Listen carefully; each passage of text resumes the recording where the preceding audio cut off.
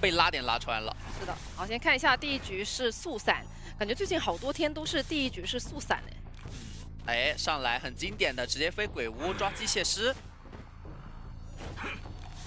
也是比较希望去追击的一个目标了。因为机械师的话，可能前期也是会给到比较多的存在感。啊，带了一个双弹飞轮，牵制能力还是有的，还是要看第一个短板博弈直接下。那前面这里的话还得是搏一下，但是他没有直接下板。娃娃在身上的话，应该这个娃娃是可以考虑放在碗子中间用来扛刀的。这块板子还能再搏一下。卡了一下位，但是身距上还说蓄力刀还是能拿到，有冲动在啊，保了一下娃娃。但还是没能保住。不过其实前期打掉一个机械玩偶的时间，我觉得也是比较能接受了。毕竟带的是这个风窗嘛，哎，想帮忙放狗咬一下嘛，邮差。娃娃堵住，然后趁机是滑下滑梯，可是前面的板子是已经被清的差不多了。想蓄力骗飞轮，但这的话也是没有选择去搏板。哦，一个木压。毕竟这个小白的刀确实是比较慢的，能够木压到。对，虽然说是刀气比较长，那这一波的话其实已经是拖了挺多的时间了。现在1分半还被砸了一个头。哇，真的玩机械师的，他对于短板的一个理解是非常之深的。是的，因为你不深的话，你可能倒得很快，你排位也不会打机械了。那最后一个抽刀其实也已经完成了牵制3台的任务，而且有队友已经是接上了第4台。也给后续要救援的飞行家给了一个勇敢救援信。慈善家，你说会不会一会来打个团之类的？有可能，但是可能得先看一下这个密码机的进度，因为现在其实还缺他自己本身的第2台。可以先修一会儿近点的密码机，然后等到队友救完了之后，要考虑来不来。这个地图还是太大了。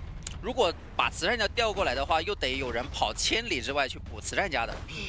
这里是一个无伤救，救了以后应该是飞行家去补邮差的，然后邮差进行最后一波救援。是的，因为会身位上更近一点。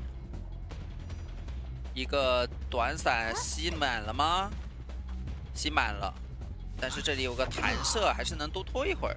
而且还是能够冲着起点那边去，而且也是拖出来了化险为夷的时间。甚至还能再逼一个下板。这里的话还被砸了一下头，还能砸头。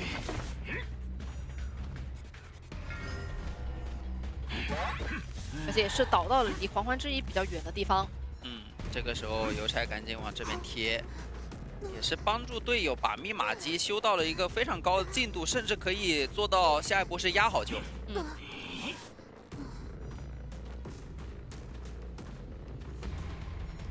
那看一下这波是已经贴过来了，而且密码机因为是已经贴好了，还可以去提前进行一个开门战的布置。铃铛应该能打断救人。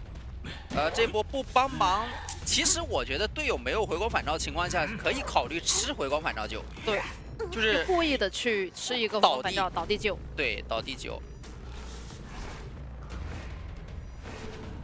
哎，跟错了一下脚印，地窖就在这边，似乎有机会。邮差是有飞轮的。哇，这波滑下去，另一边门已经开了。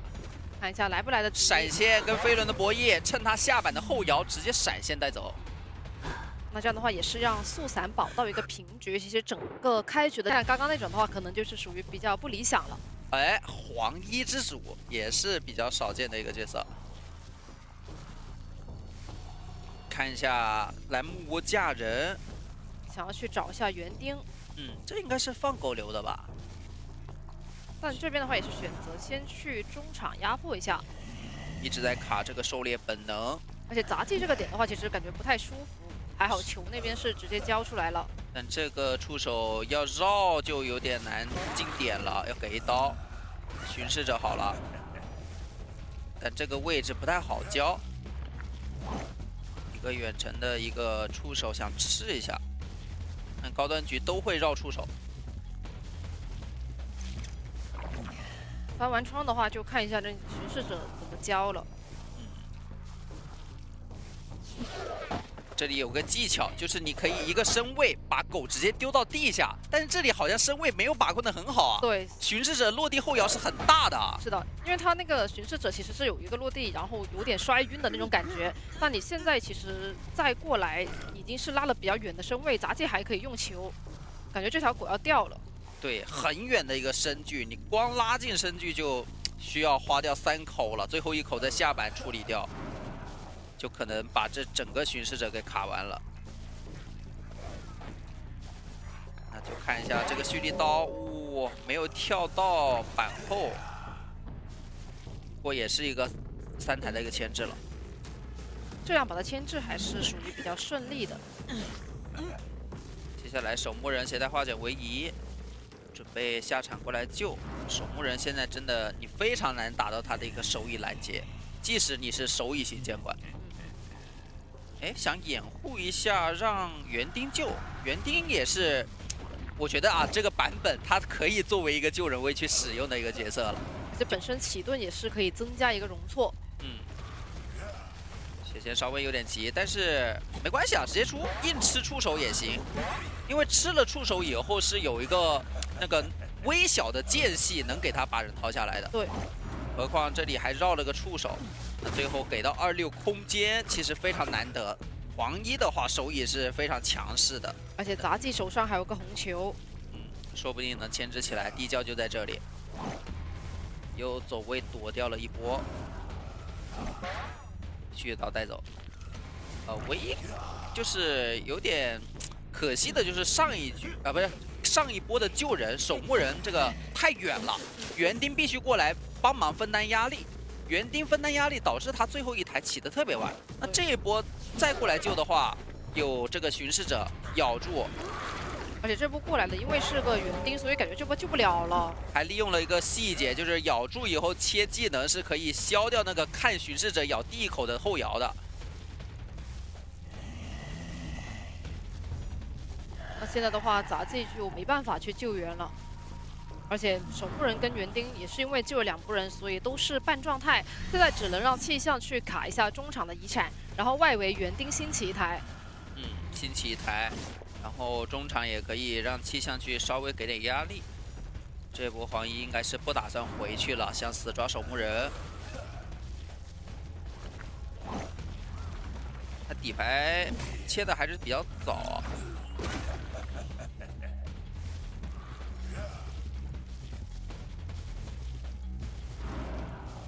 这波中场都快压好了，如果不能在10秒内击倒这个守墓人的话，可能3人开门战了。没有上一话，只要不吃触手就行。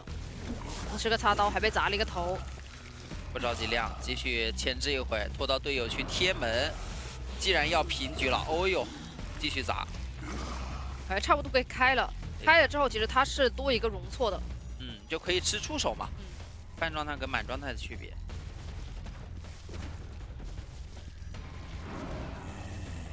那守墓人现在目前还是能进点的，这也可以硬吃触手。对，多一个受伤加速。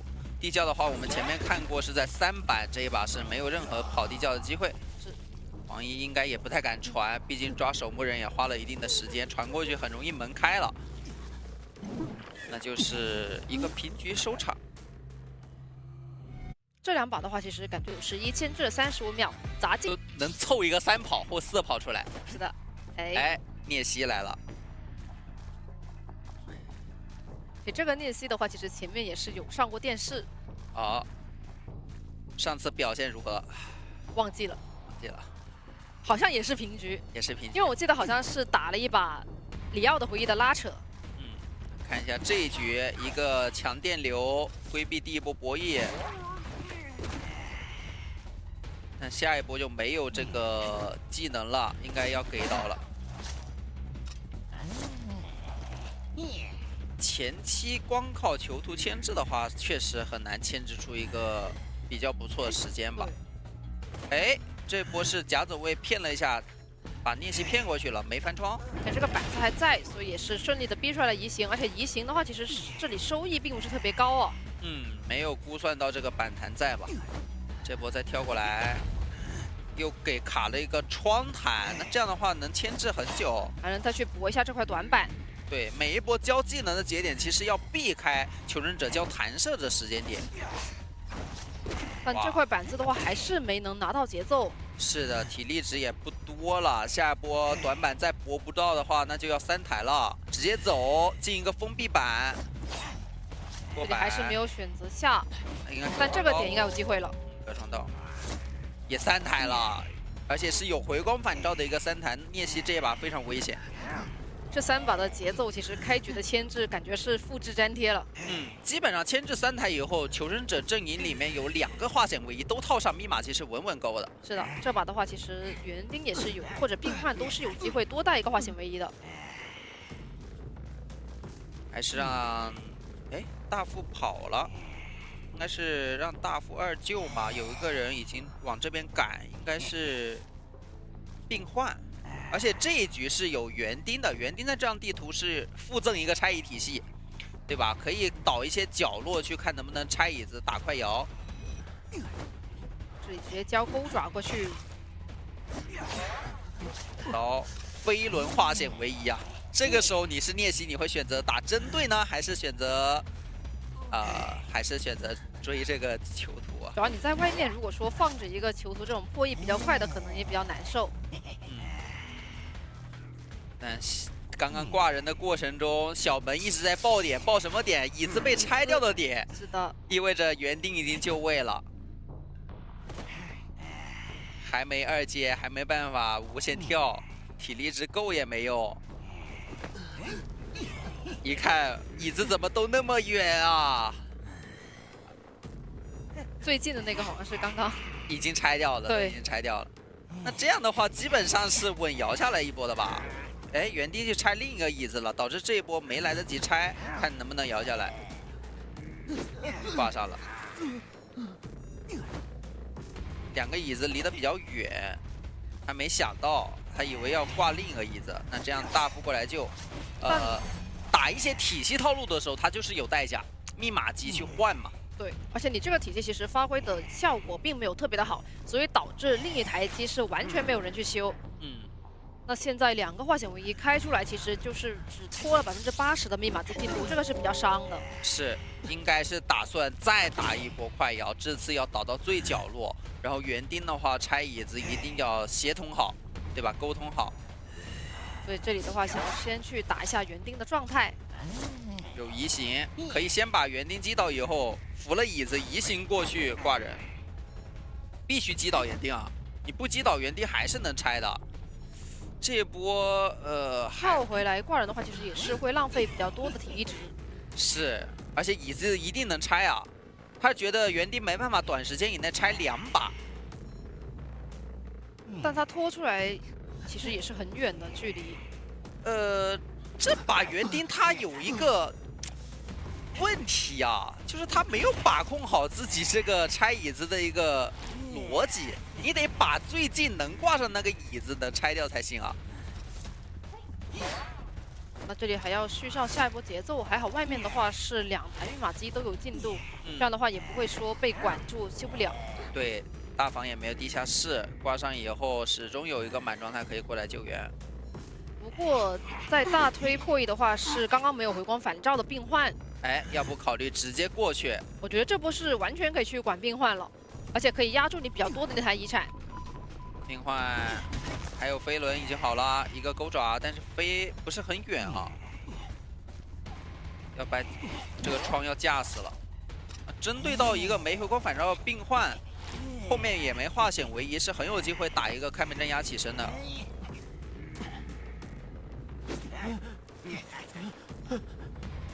就起不来，一直扯。总不能在椅子上刷个飞轮出来吧？刚交，这个有点久，130多秒啊！但是不刷也没办法，你说病患这1没道具，2没回光返照的，对吧？就只能这么刷呀。就都在等。聂西也很清楚，他即使打大副一个震慑也没用，对吧？回光返照还是能救。这样的话，相当于大副的回光返照给病患用上了。2个人宛如在拼手速啊！那这样的话，我感觉要扯个120多秒了。应该可以再拖一下飞轮好的时间。对，刚刚病患就是在发飞轮的一个进度，下一第一时间看能不能那个木压，得木压。感觉又开始了第3轮的拼手速了。是，过半是一个节点。哎，一个扑没扑到，能量吗？还能进板，那这波算是不错的，甚至好像还卡了半。而且也是相当于没有压到起身嘛。啊，不过大门选择去点的话，可能有点风险哦。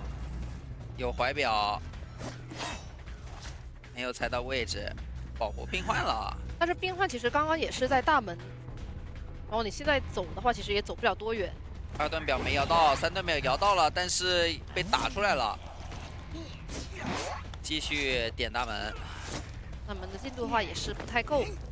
念希毕竟有双重保险，对吧？一个移形，一个跳跃都能够去赶路，就看求生者的一个心理博弈了。移形直接抬小门，小门其实还没人啊，看到一个病患，似乎还有飞轮，客床刀，就没有回光返照。还有一个点就是他没有开门战的一个加速。人家带挽留是有移动速度加成的，你没有加速，对方本来就跑得快，又还一个加速，那就是左脚踩右脚，非常快，飞起来了。现在大门差不多要开了，直接跳梅尔明，能来得及吗？哎呀，没有选择继续跳，他停了，他有耳鸣，他以为有人会去救病患，所以没敢把体力用完。所以最后的话也是一个14次恐惧射1次击倒7，在里面职业战队里面去发生这种情况，对吧？不过感觉也是见的会比较少一些。少一些。好，看一下这把是月亮河的蜘蛛。哎，这里等他走到鬼屋的时候，鬼屋的人已经不翼而飞了。而且这个点的话，因为它也是从鬼屋外圈去绕的，所以这个点的人应该是追不到了。耳鸣直接消失。迷茫的小猪，哎，这里的话想要去修一下2.5的这台，但是蜘蛛还是回头找到了。这个板子得下，对，你的减速在它加速面前不值一提，所以得下。但这边也是放了2个8音盒，哎，但直接转走的话，其实感觉可能不一定能再次利用了。闪现开刀，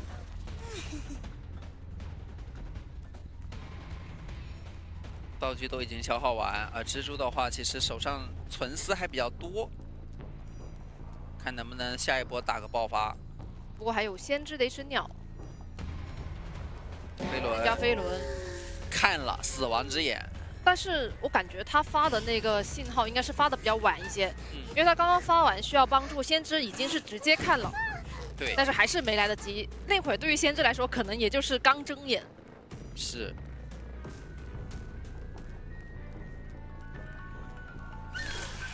先彩盒，那这样给到一个无伤救的机会啊！记者没有选择交救援娃。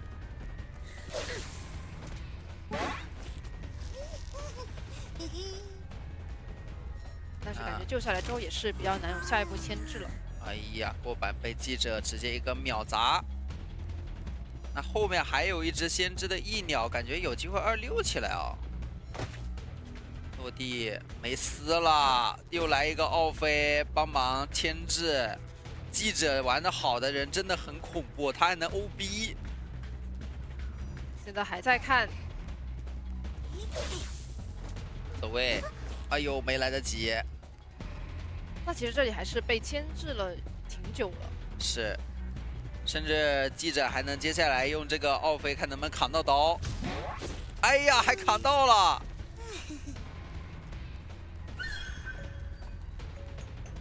就是这个闪现交了以后，追击流监管真的要面临一个很大的问题，就是很容易被26起来。在这把其实记者也是打出来一个 OB 位的效果。是的。被迫换挂，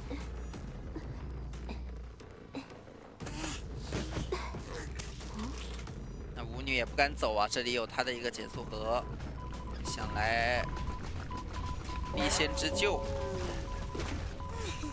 另一边已经配合偷下来了，先知还有鸟，其实也可以看能不能强行把这台修亮。3层丝了，必须扯丝。也是套了一只鸟。哎，用肉身卡住，不让他倒走，很关键。但这个兔丝有点稍稍着急。但是外围的话已经是调整满了舞女的状态。甚至还可以一会多修一台嘛。先知还能吸鸟。感觉这个密码机进度也不一定要多修了，因为它太多了，91的进度我觉得是能抢。他现在要做什么呢？要牵到机子面前放下来，然后斩丝。斩丝，对。但是他是选择了挂，但是挂完的话，其实蛛丝量有点少了。直接堵住，不给他去守密码机。那看你想守机子直接亮。而且开完之后蛛丝其实真的有点少，看一下这个板子，哎，直接过板拿到了。那舞女是个2挂。手上还有底牌可以切闪现，把闪现切成其他技能，那是有一个保平面的。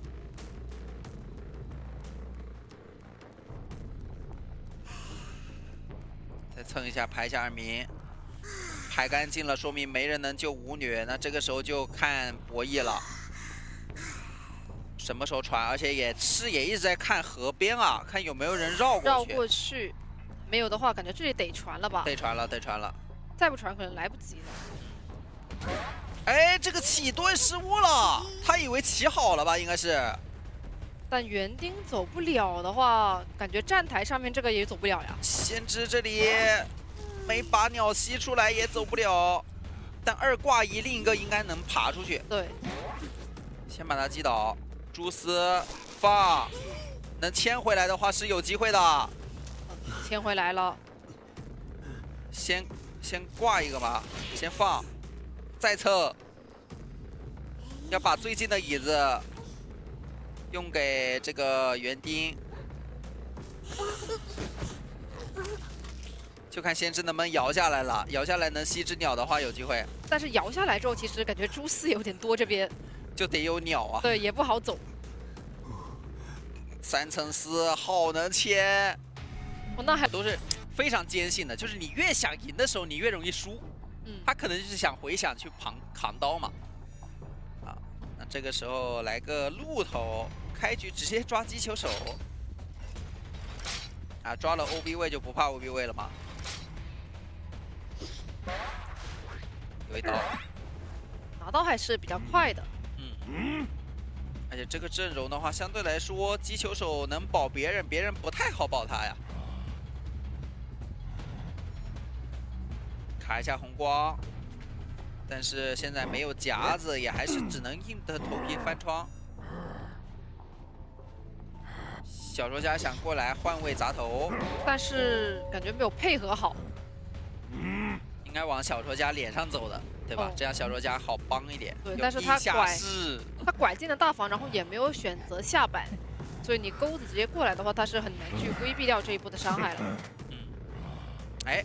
小说家救人是很好笑的，直接给你换到外面，然后下去套化险为夷。监管者很懵，只能说很懵。对，但没办法。哎，都想出去。这个落地刀要防一下，我觉得，对啊，击球手就不需要防了吧？击球手直接冲小说家回到地下室最里面。对，等到一会儿去追击击球手的时候再出来，其实也是比较不错的。这样的话反而是导致掉了一个状态。其实感觉刚刚小说家是能够保一个满状态的。对，本来救人是很赚的，但是现在救人又好像没那么赚了。而且本来其实牵制的时间也没有说特别的久，那现在压满你还得换人过来卡。只能说椅子上击球手就是处于一个又想队友救又不想队友救的一个心情。想队友救吧，是自己这一把都还有很大二力空间；不想吧，是怕这样救下去可能要输了。好，直接打，这波不能省球，也不能省板，所有的队友都得给他开路，但是你开了个啥呀？这个夹，踩的真不是时候。这么宽一条路，他可能在回头蓄力。可能回头看他有没有交钩子嘛。像打球啥之类的。但是你在椅子上，你得看一下鹿头去得过哪里呀、对吧？你在椅子上没事干的时候，你得注意一下，鹿头太黑心了。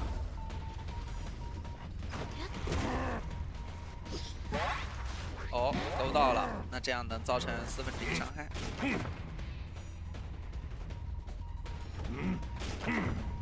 但目前的话，如果他倒了之后，其实教授跟小说家那边的状态都不太理想。封一下机子可以底牌考虑切技能，或者说无限勾去想办法把所有人打残。这的话是找到了小说家，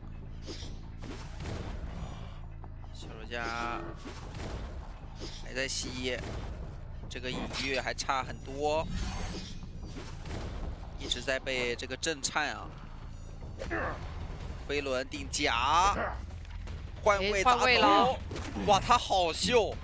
他那个没第一时间用飞轮去顶那个夹子，而是看着你出刀的时候，我一飞轮两用，又躲刀又顶这个夹子，而且还是吸出了自己的隐喻。对的，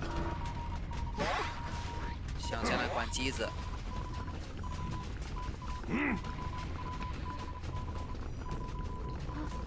他其实密码机已经是差不多了，外面也有一台大遗产，脸上这台是比较多的。两个人都是半状态，不好救啊。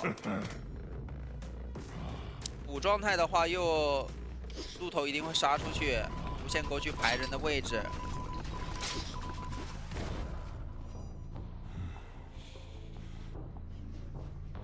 现在是赶紧调满了教授的状态。但是脸上那台是比较多的，你可能就比较只能修比较少的那台。对，位置还被拦得很远啊，直接打。教授2波都没想到，竟然敢直接打。再切个船回去，得2个人慢慢压过来，一个人压机，一个人救人。教授一勾倒。小说家得压力给大一点，但小说家也没回光返照，位置也被接到脸上了，爆点还很远啊。这个地方的话，鹿头可能要先到椅子面前了，真飞了。教授就这样一无所有，一整局这个除了被进，所以导致最后都没能破1克制嘛。哦，来到一个艾维的对局。这把也是伊文的艾维，这不我们的同事吗？感觉最近伊文的登场率有点高啊。对的，想吼一下没吼到，那这样卡楼梯这个陶片不太好击速了，击速上不了多少侵蚀度。哎，这个陶片没有明显的高低差，所以还是上了很多侵蚀度。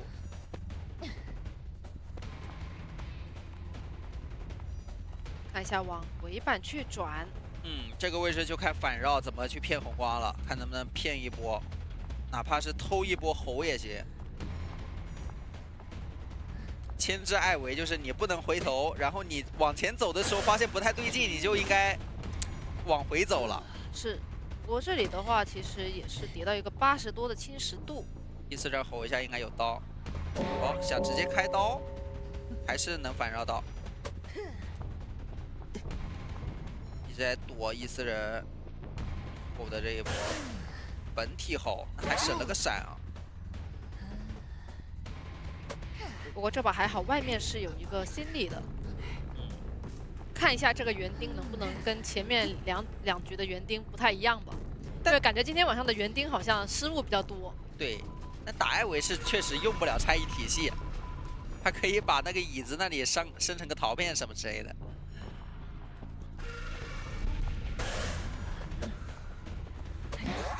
一刀，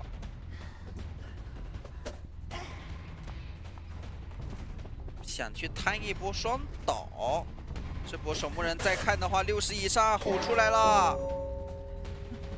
伊斯人再去找囚徒，刚好是有2节，2节落地，说不定能把囚徒的节奏续上。是的，只要一直跟着囚徒行，甚至他还能摊一波守墓人的上挂。不过囚徒这边其实也是跑得比较远了，一直跑，他还得是到了对面岸了，得找个高低差，像3站的这个楼梯就不错，想移情椅子被拆了，哎，但是感觉这波的话真的是能以满的，一满，因为他14人的位置其实只是到了鬼屋，直接给一刀。那这样爬了一段时间了，要不考虑直接换抓园丁，反正都是一挂。对的，换抓园丁。那守墓人他因为被牵起来了，然后后面也一直在爬，自愈是没有自愈过的，所以自愈进度也很少，那就让他爬呗。他在地上躺着，相当于已经淘汰了一会儿了。是的，但这一波的话，你虽然说是把囚徒换出去了，可是园丁跟守墓人又都倒在脸上，我觉得不是很赚。还有必要签吗？这波应该是能摇下来的。我觉得这波就好好守以拦截就行了，不要管守墓了。是。其实可以看到，心里来的方向也是他刚刚去找守墓人的方向。他是亮了一台机子过来的嘛，是能够知道他的一个方向的。感觉可能心里交过印记之后，你直接打心里外围一刀，都不一定能救下来。是。但这样打反而是有点亏了。也想摊一下心里的刀。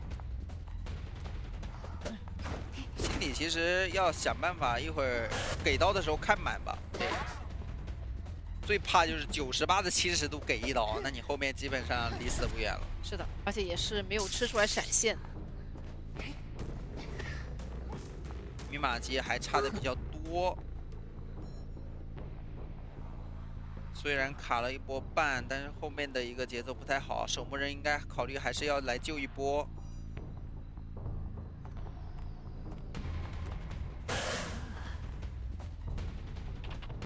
现在是比较难打那个 A 与 A 了，椅子是边前的一个侵蚀度涨得会比较少。但园丁的话，下来也是直接倒了。补上救了。我觉得这个14人应该找守墓吧。这么高的侵蚀度，守墓这拿一刀。但心里是个半状态，所以感觉也很香。击倒在遗产。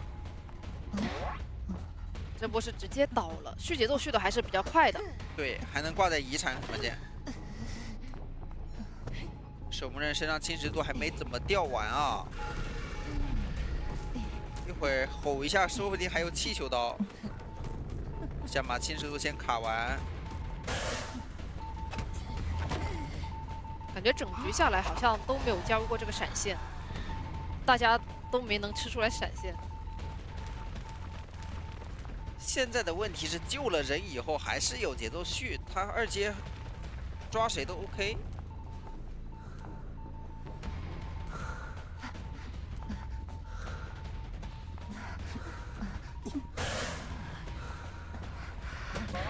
闪现针对，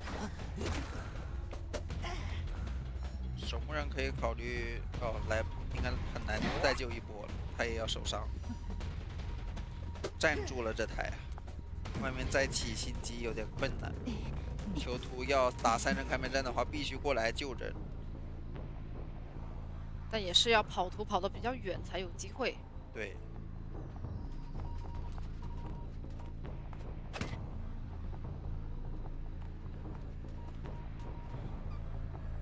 翻箱子，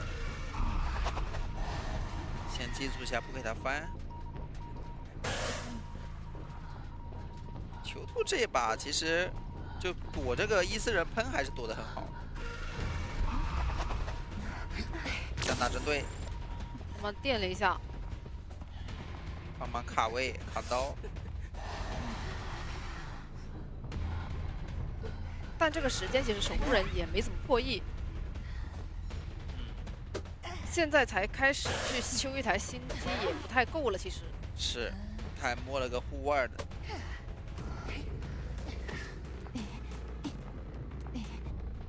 除了鬼板、鬼屋这2台，还有一台太远了，在帐篷方向。但现在就剩下2个半状态的求生者，其实也是比较难去拉扯了。接下来艾维如果想稳4抓的话，击倒以后是可以不挂的。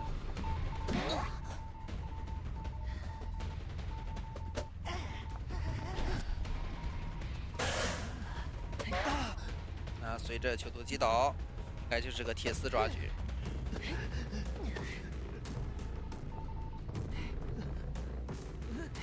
前期的节奏还是太崩了一些。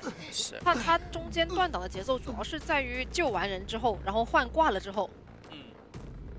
园丁那波想过来拆椅子，直接给到一个平地刀，我觉得也是一个园丁的心里破了164千这种碰到的什么弓箭手勘探员这种很夸张。这一局前锋小说还是有说法的，哎，上来先端个影院，先跟着走，观察一下啊。不过这个点的话也还好，也是能够稍微去牵制一下的。而且邮差那边已经是给小说家送了一封急切信件，好，直接给你砸到最里面。板子能直接拍，那这个板子还是一个必踩板。现在回速的 CD 非常久，所以回速不能乱交，一定要看短板能不能架住去拿刀。这波有刀了，但这把他是带了一手兴奋。看一下能不能吸出来，在短板换位砸头的那一波，哎，飞轮再反翻，很秀，反应还是很快的，然后兴奋直接击倒。那前锋听到兴奋一亮，激动的撒开了修机的手，他开始兴奋了。对，他说：“你第一波牵制已经把兴奋逼出来了，接下来就到了我发挥的时候了。”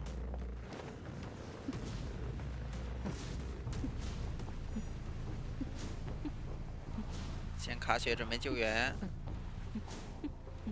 尽量还是在外面打一刀。你在椅子面前打一刀，他很容易救了人以后来个螺旋撞，超疼的。来啦，大螺旋！哎，螺哪去了？去哪了？哎，长刀上了，有点痛。前锋痛的是自己，前锋痛。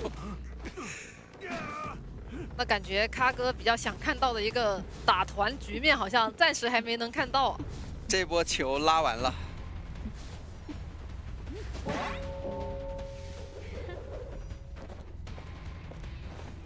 哎，勾引，另一边已经派人去偷了，有点上头，还被砸了一个头。前锋那边要被无伤偷了。是的，不过那边的话已经是小说家立马回头把前锋救了。但是他现在击倒囚徒，囚徒是一挂呀，然后前锋还能跟小说家互补状态，等于是什么？等于是你把前面的都忘掉，囚徒一个人溜了3台半。是的，这个就比较伤了，而且外面还是有邮差的情况，这修的会比较快。想继续去大房，但人已经摸好一个了，回速。但这波是选择了让邮差过来那边继续调状态。邮差救的人也可以放个狗，还能给26，还能给个信啥之类的。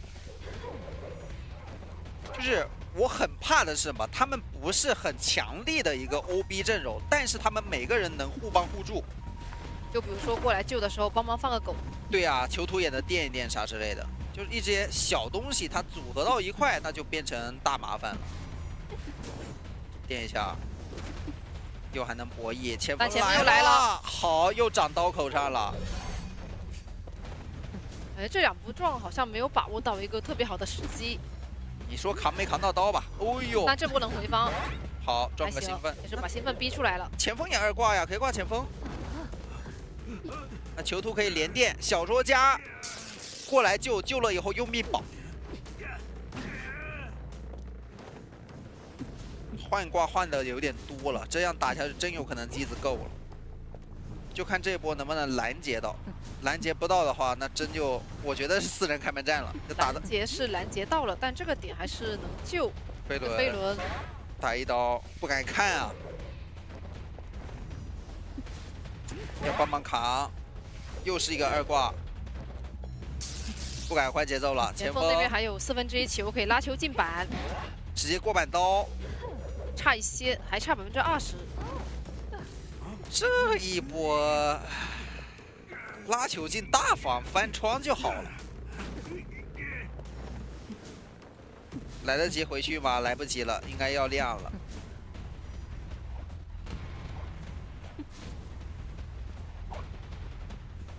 又有一个移速信。哎呦，板间游龙。但这边是拿到刀了。因为这局带的是封窗，所以说没说法了，门是能稳开的，也没必要卡，直接走就完事儿了。赶过去的话，感觉也来不及了。就其实监管者这个时候最难受是什么？他感觉自己这一局打挺好的，也换了那么多节奏，对吧？回头一看，没人带回光返照，所有人半血，但就是抓不了。那最后还是一个平局。嗯，虽然说这把是有前锋爆了，对，就直接去找了。喧嚣，哎，18秒的喧嚣，我最近看了很多局，你的这个熟练度得跟天一样高，你才能抓到人。这个改动确实对于喧嚣来说也是比较难受的。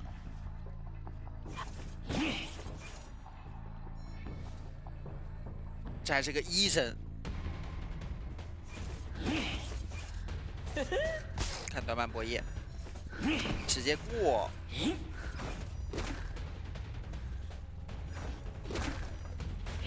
下一个双重惊喜很关键。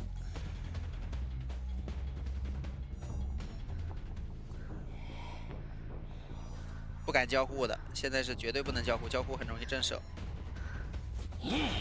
飞轮底掉伤害，哎呀，那这样等，哎，能拿到刀。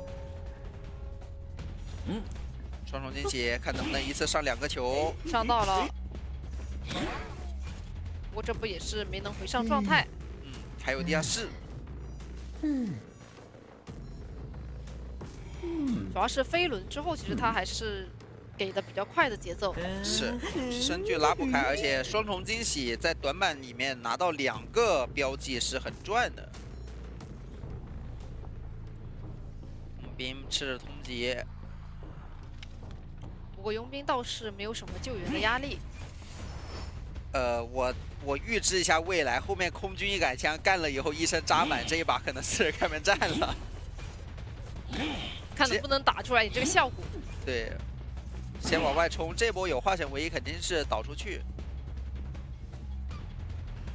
我地下室直接翻这样子，后面还要换道具嘛？就因为医生现在有那个小平平嘛，对吧？他2个小平平同时用，再加上空军一杆枪的一个，哎，空军好像没来，勘探先来的。本来想倒到角落，然后让勘探去操作一下，但是勘探没来得及。那勘探也回去了。他们估计是想保平了吧，让佣兵再救一波，干脆卖了，没有想来打，就明哲保平。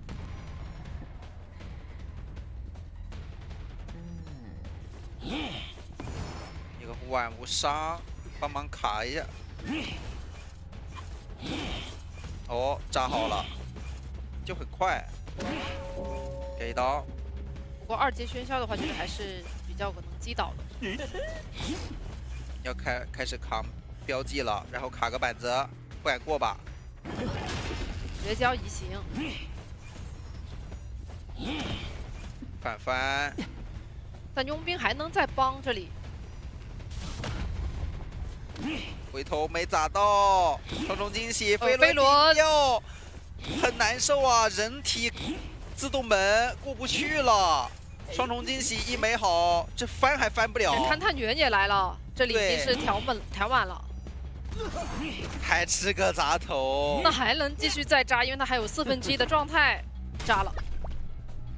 听到勘探员的声音了。是的，这还能给你来几个大吸。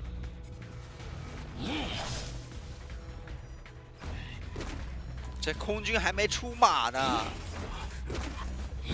空军准备来了，因为他顺路刚好路过了空军，那不得来一下？摸着砸个头，开门战流感枪，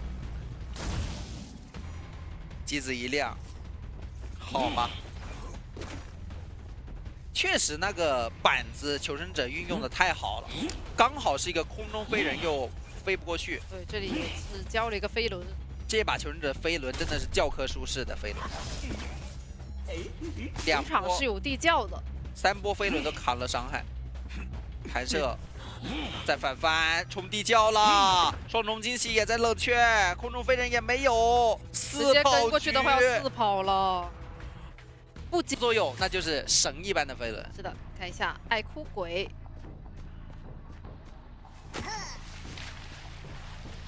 想要先在木屋追击一下气象。木屋的话不带插眼不好抓哦。你光2颗火，这个飘哦，走位是躲了个强风，可以。其实什么？你走位躲我的，我走位躲你的，公平竞技。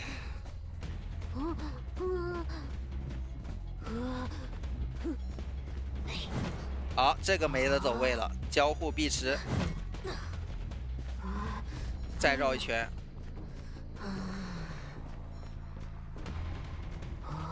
看一下这波火，没飘到合适的位置。这个木屋板子一下，木屋就不能玩了，得转了。所以想要去往双11的方向去转。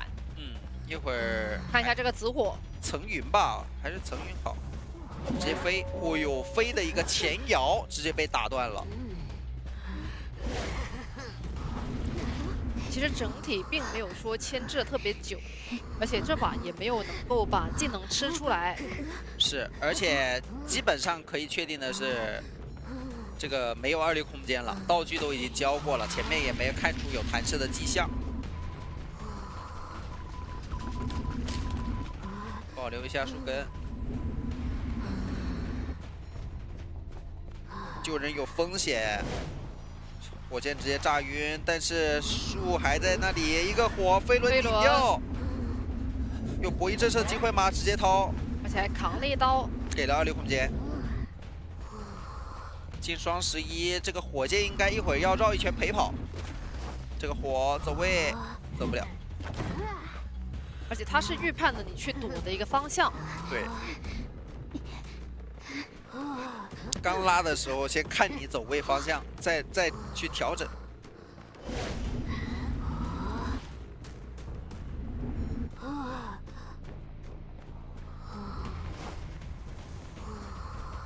拦截的很远啊，孤丑的一个位移能力很强，该回防还得回防。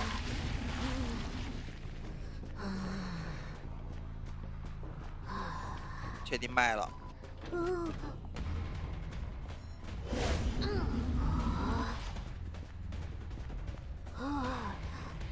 身上树有点不太够了，不能硬追吧？没树的话，就是一个走地见怪啊。所以想要去切传送，有个紫火，而且木屋板是已经清过了。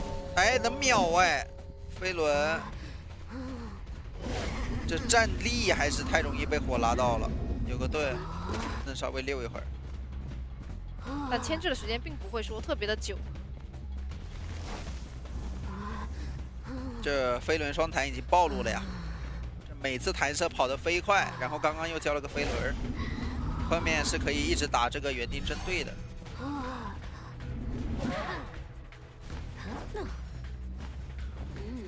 而且这一波的话也是倒到了作曲家的附近，但作曲家他因为是一个满状态，所以这波很大概率是他来救的。又看到你的位置，会直接出去赶。对，他会直接去逼救。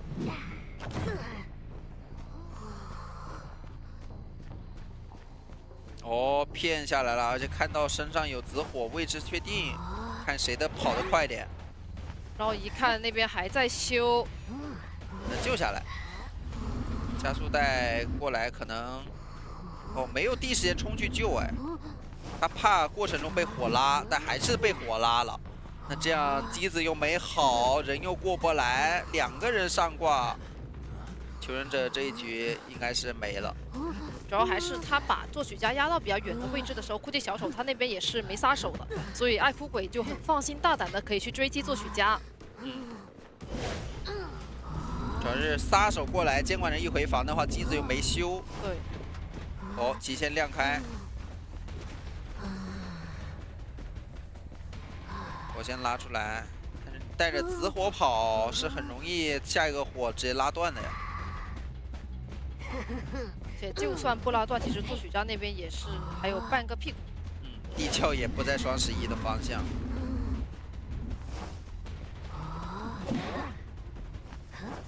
所以最终也是完成了一个4抓。整个1-4的一个追击呢，都还没看到。哎，隐士先来。这个电没有卡上去。这波是开局先来追一下古董商。古董商是可以去扫掉这个电球的。看一下这一局能不能复现出来。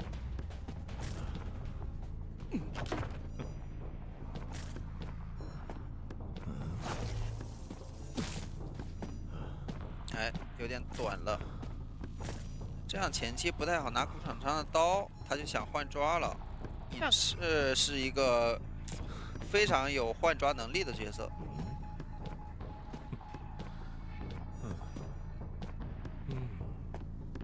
但第一时间的话也是没有视野的。现在信号冷却非常短嘛，所以说沟通是很及时的。一没被抓，赶紧发，是吧？监管者转移。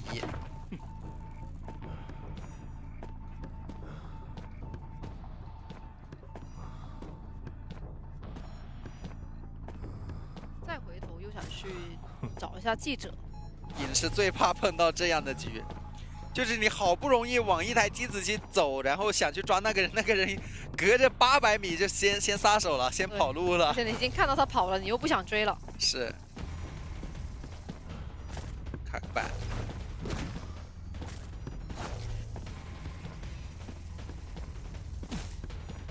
哦呦，这电飞哪去了？感觉前期还是被拖得有点久了。2分钟一刀没拿。你现在就算拿了刀，其实他也是外面有人能够扛的状态。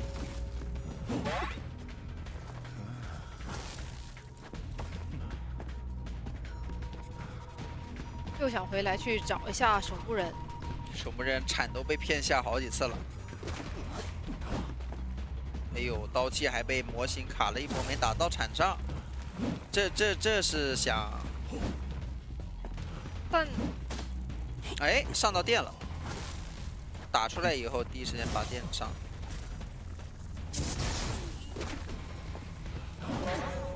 闪开。古董商也是帮扛了一下。再换。那古董商自己摸电机修了一个红电。记者能帮扛。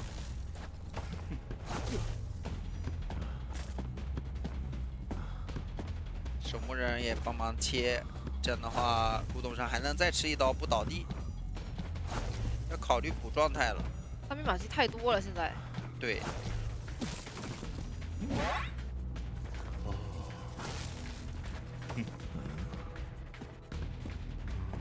这你哪怕压住一台也没用，因为外面还有一台大遗产。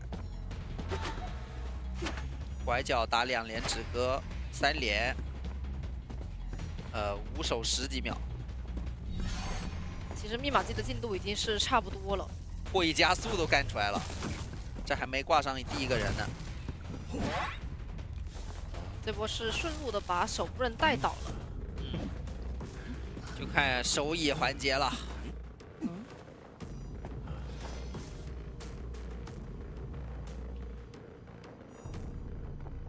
已经有人贴过来了。主要手椅上面的话，感觉风险也不是特别高。反正能吃刀。还有花9唯一。抓好抓的，把外面修电机的记者也给传到了。但是因为密码机实在是太多了，所以其实不太缺你一个人来破译的人力资源。他在短时间以内把古董商击倒，因为外面的人都很残，都不好救人，那是有机会。但是他这波击倒古董商也花了好多时间，还击不倒。哇，又来一个3连棍，又可以进点了。这机子都可以亮了。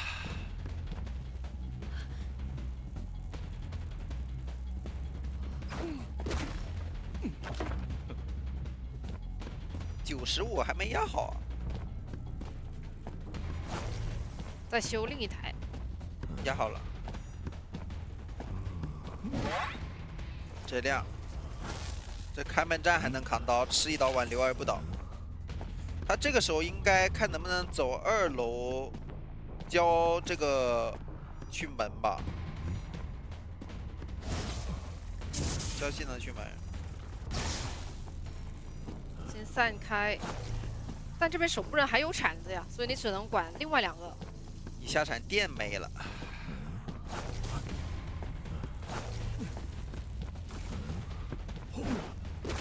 啊！王这个太猛了，这奥菲对，又想回头去找守护人。颠弃奥菲。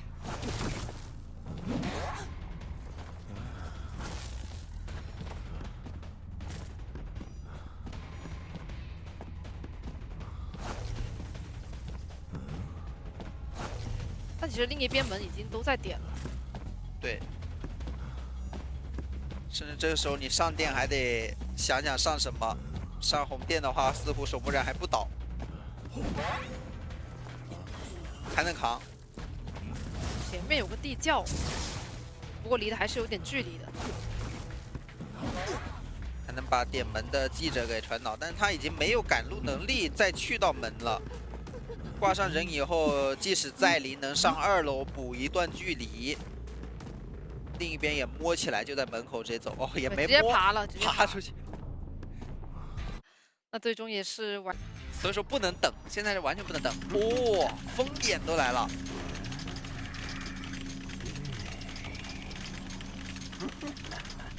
直接把起点关起来，起点成为了一个牢笼。是的，幸运儿这边也是比较难受。再把2战也关起来。这样你只能坐车，而坐车是第2个牢笼，陷阱1、陷阱2。其实这个时候幸儿应该直接反走，去脸上的那2块小短板玩。而且这把的话是一个巡视者的老头啊，挺新颖的，比较少见。闪现会空，难道我巡视者还能空吗？不敢坐车吧？坐车这2战墙还在，他是拖到了起点墙解锁。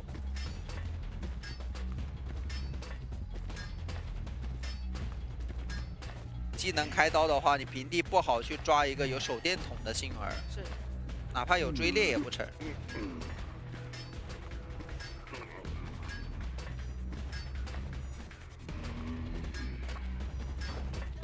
应该2战的这个墙也消了，考虑看能不能来不来及。哦，飞轮急了点。密码机上面的话也是比较少。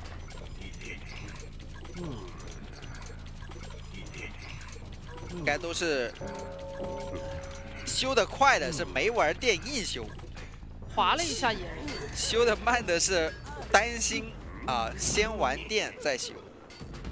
气象那边也是来的比较早。但这个有风眼的话，还是比较怕被拦截。对，这个椅子还好。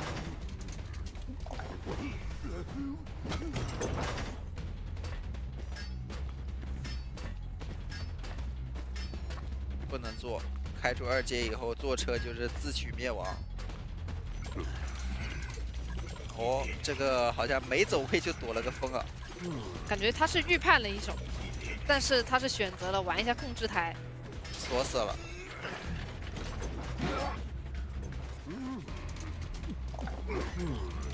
这野人也有一些特别怕的角色，就是选出来以后，他野人直接废了，完全没办法作用。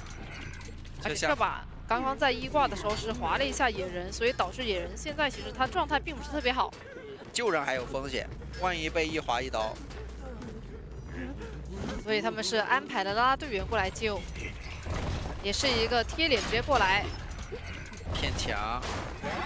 哦，这个墙很有门道，就是你把求生者救下来的落点站住了，他会被挤到模型外，直接把那个救人的人跟椅子上下来的人分隔开了，隔到脸上来了，没办法扛刀。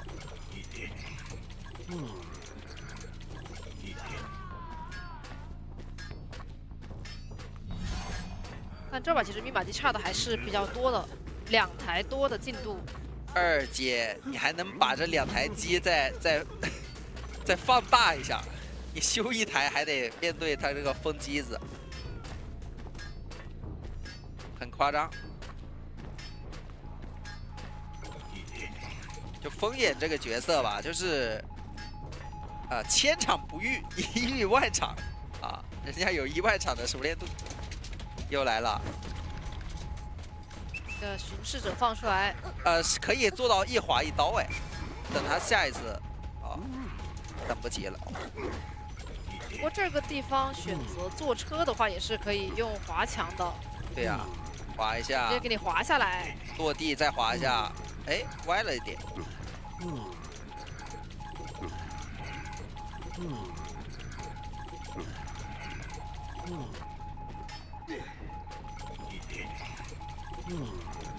不过还好落地，因为它是没滑到，所以暂时还是有一点拉扯的机会。技能交了以后，底牌也切不了，只能在起点走出去，又得花时间。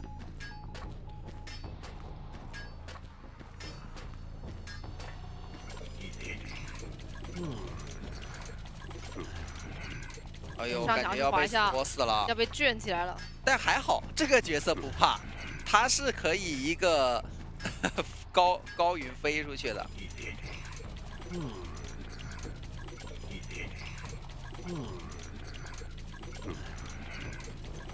但这里的话，感觉还是能够去拿到。锁死了，锁死了。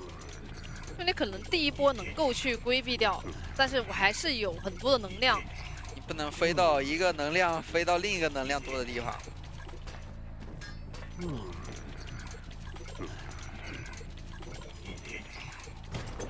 找个监视器看不到的地方，偷偷调好的状态。哎，挂人都难。那没关系，可以趁机先去看一下外面的密码机，看一下机子啥的。野人起猪过来了，哎，有 OB 机会吗？护腕弹出来了，野人也帮一下忙。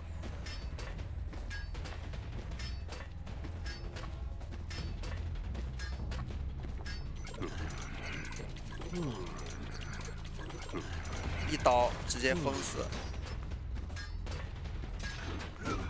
而且这波气象的话，已经是没有绝处逢生了。他是不劳您动手啊，我自个来啊。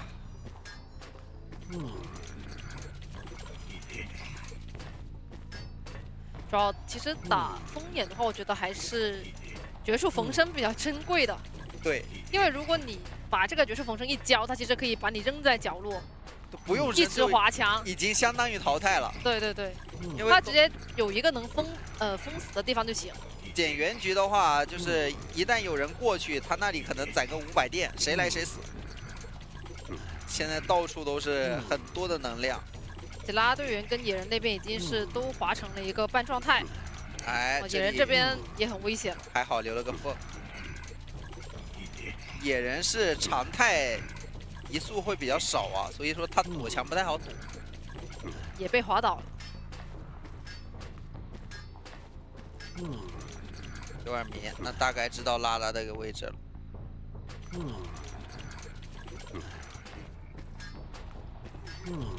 不够啊，远远不够，因为他是。来看下一个记录员，记录员比较怕那种能持续战斗的角色。这把其实阵容也还行。对，作曲、野人、慈善家持续战斗能力都挺不错。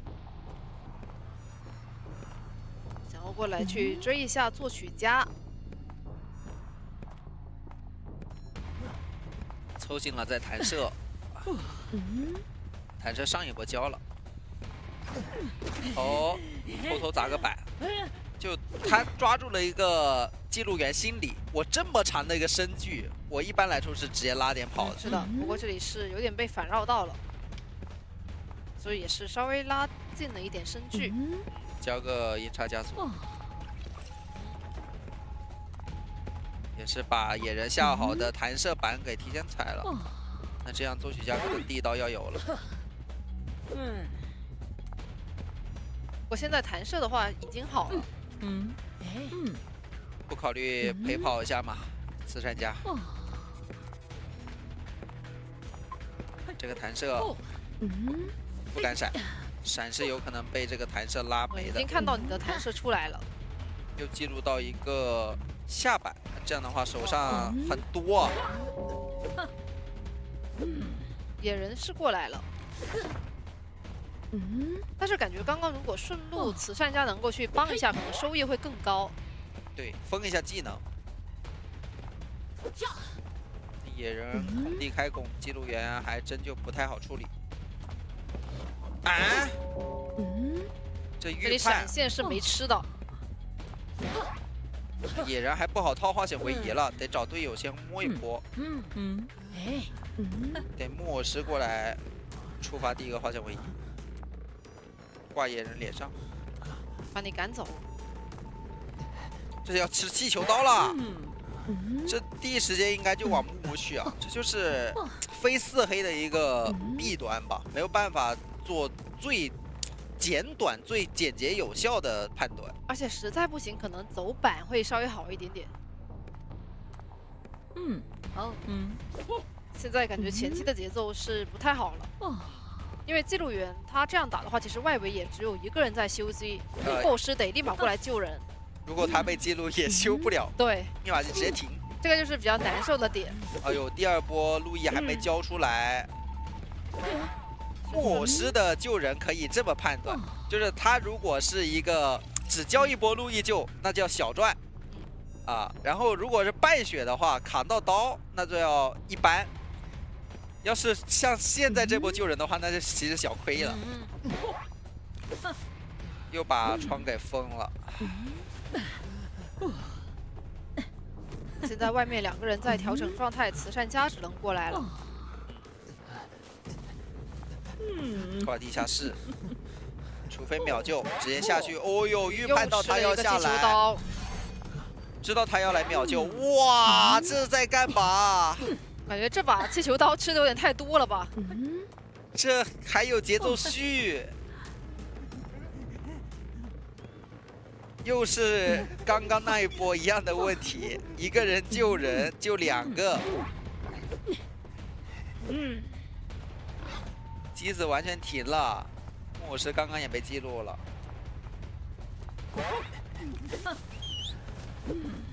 慈善家只能再去硬帮一下了。木偶师没交路易，拱一拱，野人选择牺牲自己，你们快走，我是活不了了。然后再帮了一下，自己倒到地下室，好感人这个画面。我走不了了，把最后生的希望留给了队友，自己倒在了地下室。短时间以内求生者没办法补状态，所以说这个野人基本上可以宣判要一挂挂倒了，可能，或者说慈善家倒车倒到地下室去，配合一波，已经下去了。就不会又有气球刀了吧？应该是的。要挂人了，那也出不去呀。但是好消息是能擦刀，不会有气球刀。这野人还得下猪救，下猪自己也一个闪现直接被击倒。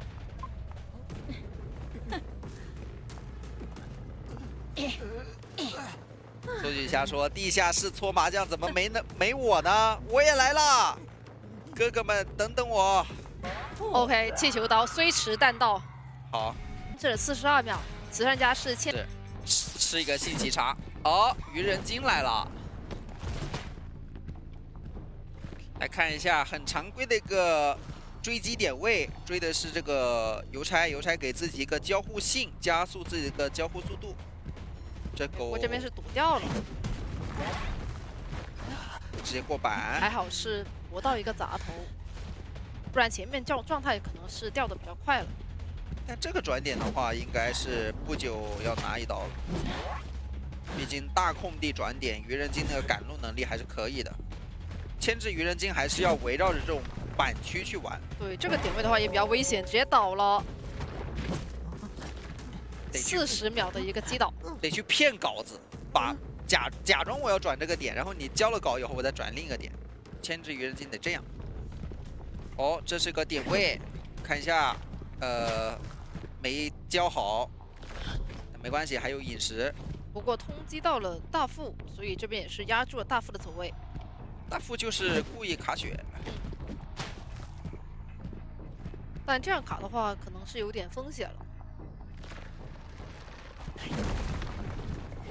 血线卡这么死吧？哦，卡满救一波了。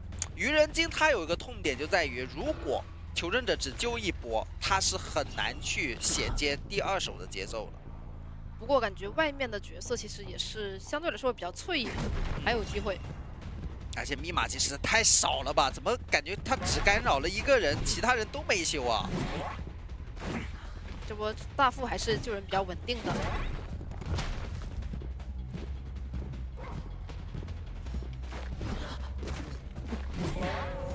这是闪现。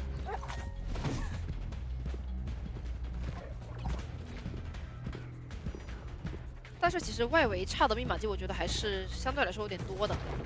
因为你挂飞地一个人其实还有2台多，还要去调一波大副状态。囚徒全程被干扰嘛，然后外面的幸儿也是修的比较慢。而且现在就算幸儿它有一个机械玩偶也是比较难了，因为现在版本的机械玩偶耐久是调过的。对，所以并不能像以前修的这么多。是。所以幸儿这边也是优先去摸了一些自保的道具。一波交互直接给到2下伤害。看一下这波幸儿要不要帮一下吧。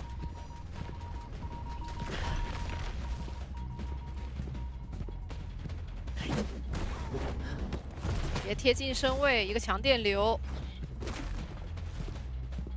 但这个地方已经是相当于把自己架死了。对。那这马上续上2手节奏，有点香。还在补前面那3台遗产，才刚刚修完，已经是手上有第2个人了。就看幸儿开枪以后能给队友多大2-6空间吧？还是大副救吗？大副这个血很容易双倒。但幸儿是已经也吃到了一个状态，所以是差不多的。哎，无伤揪了，没有察觉到大副来偷人的位置。就这个愚人金头非常铁啊！趁他交互。但感觉这个密码机进度是完全动不了了，因为续节奏续的实在是太快了。是。就我发现这一局求生者其实对愚人金的了解程度不高啊，就很多这个牵制的交互点其实都有更好的处理办法。就说明冷门的角色它有一个好处就在于什么？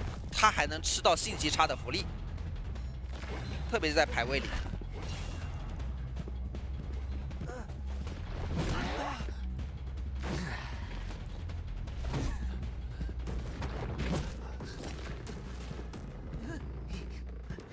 那这样能把囚徒挂飞，外面2个人都是一炸一刀，密码机差2台，可以慢慢打。而且大副那边已经是把道具都交完了，其实现在可以去找这个大副开节奏。闪现已经好了，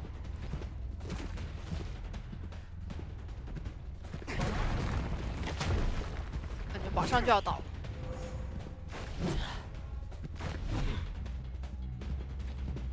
实在不行，再去补个闪就行了。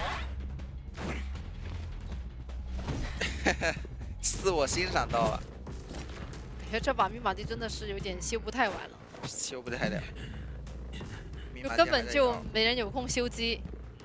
知道最后一个人的方向。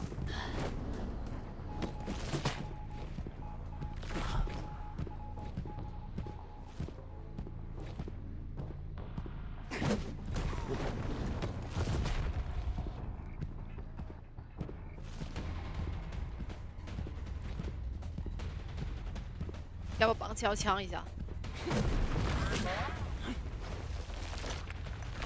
不着急，反正密码机实在是差太多了，所以怎么都修不够。对，差不是1台啊，是差2台啊。但这个地方翻完窗之后，感觉吃个闪也没了。看一下大副能摸出什么样的道具。挂这个方向没有耳鸣，一会儿摸个针，找个角落扎一扎，还是有机会的。摸到了，真是摸到了。但他刚刚在中场追击的时候，应该能听到翻箱子的声音。打第5人格一定要戴耳机，因为他这个游戏的声音传导很重要。他这边是觉得会在教堂方向，所以先过来排一下。那这大副的话，其实就有一个比较充足的时间，能够把自己调满了。对，然后而且地窖也是在墓地的方向。这张地图还是有很多地方它是可以去消耳鸣的，像推墙也可以消掉这个，应该就是那个爆点乌鸦，消乌鸦。但感觉还是有挺大的机会能够去走的。再摸个有没有牵制道具啊？扎满，换了个魔术棒，位置已经知道了。再卡一下脚印，发现了，地窖就在墓碑。魔术棒挡一下，给一刀，感觉擦完刀地窖就开了呀。但是他这个绕了一圈，绕路，那不是渐行渐远吗？还好地窖开的时间点看起来应该也是不太好走，但是你可能会减小一个被打飞的机会。孔雀社一次击倒8次，排名